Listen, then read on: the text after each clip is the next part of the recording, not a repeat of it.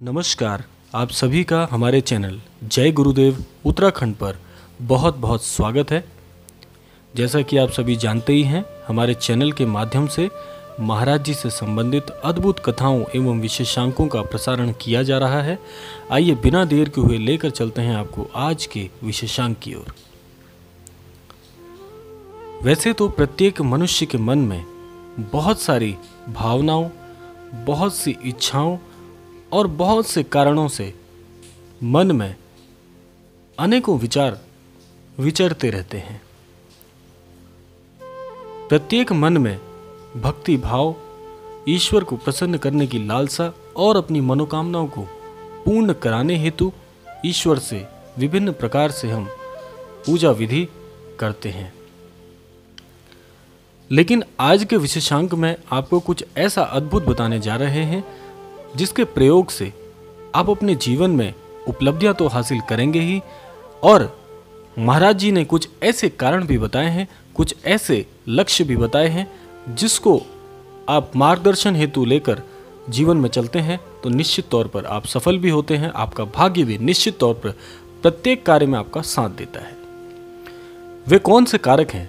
महाराज जी कहते हैं, जब भी आप ईश्वर की भक्ति करते हैं, ईश्वर को प्रसन्न करने हेतु अलग अलग प्रकार से विधियां करते हैं, तो उस दौरान आपको एक बात अपने मस्तिष्क में अवश्य रखनी होगी। वह कौन सी बात है इसको अवश्य बताएंगे, लेकिन उससे पहले कुछ ऐसी त्रुटियां जो हम सभी करते आते हैं उसके ऊपर एक नज़र डाल लेते हैं।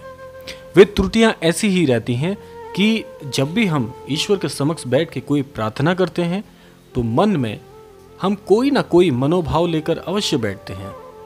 इससे कोई भी अछूता नहीं है, यह मनुष्य की प्रवृत्ति है कि जब भी हम ईश्वर से अपने किसी कार्य के विषय में, अपनी किसी मनौती के विषय में जब अपनी वार्ता ईश्वर के समक्ष रखते हैं तो हम वो मनोभाव अपने मस्तिष्क में लेकर बैठते हैं।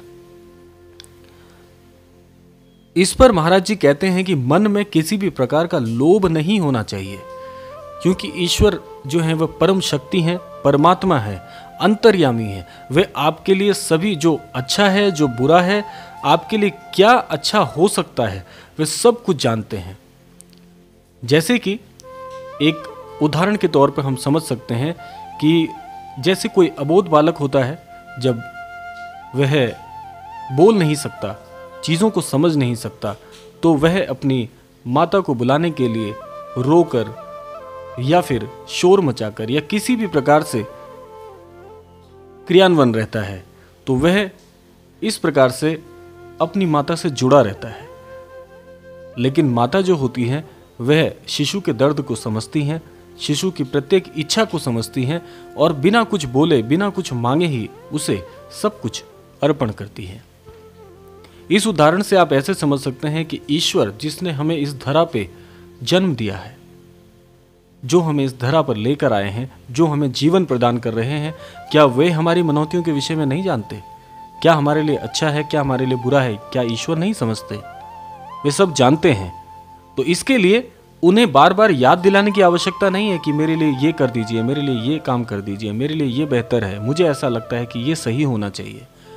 तो हमें उन्हें बताने की आवश्यकता नहीं है। हमारे लिए जो भी बेहतर है, जो भी भरपूर है, वह ईश्वर समय अनुसार हमें देते ही देते हैं। तो महाराज जी इस पर कहते हैं कि आपको मनों में, जब भी आप ईश्वर के समक्ष बैठते हैं तो मन में किसी भी प्रकार का भाव लेकर मत बैठिए, किसी भी प्रकार का लोभ लालच लेकर मत बैठिए। आप अपनी भक्ति कीजिए, आप अपने आप को समर्पित कीजिए। बाकी जो सब कुछ मिलना है, जो आपके लिए अच्छा है, जो बुरा है, वे सारी चीज़ें ईश्वर समझते हैं, और जो आपके लिए सबसे बेहतर होता है, सबसे उत्तम होता है, आपको ईश्वर वही देते हैं। क्योंकि कोई भी माँ बाप ये नहीं चाहते कि उसके बच्चे किसी प्रकार से वंचित रह जाएं। तो इसीलिए महाराज जी कहते हैं कि जब भी आप पूजा विधान करते हैं, प्रार्थना करते हैं, जब भी ईश्वर के समक्ष बैठकर अपनी बात रखते हैं, तो आप मन में कोई भी भाव मत लाइए, अपनी श्रद्धा व्यक्त कीजिए। जो भी आप ईश्वर को के लिए अनुभव करते हैं, जैसे भी आप ईश्वर को महसूस करते हैं, जो भी आप ईश्वर के लिए आस्था रखते हैं, केवल वही आस्था प्रकट करिए, इतना ही काफ़ी है। जब आप इस प्रकार से प्रार्थना करते हैं तो निश्चित तौर पर ईश्वर तो प्रसन्न होते ही हैं और आपकी बात ईश्वर के हृदय तक पहुंच जाती है और आपका भाग्य निश्चित तौर पर प्रत्येक कार्य में, चाहे वो कितना भी बड़ा हो, चाहे वो कितना भी छोटा हो, हर कार्य में आपका भाग्य आपका 100% देना प्रारंभ कर देता है। तो ये कुछ त्रुटियां भी थी, त्रुटियां कह लीजिए या आप इसको ऐसे समझ लीजिए कि कुछ अभ्यास ऐसे थे जिनको सही करने की आवश्यकता है। तो महाराज जी ने बताया है, बिना किसी लोभ के, बिना किसी लालच के, बिना कोई मनौती के आप ईश्वर के समक्ष केवल भक्ति प्रकट कीजिए, अपनी श्रद्धा प्रकट कीजिए, निश्चित तौर पर आपका भाग्य 100% आपका साथ देगा। तो यह था आज का क्रमांक। आपसे विदा लेने का समय आ गया है। मिलते हैं अगले क्रमांक में, तब तक के लिए जय श्री राम, जय गुरुदेव, जय उत्तराखंड।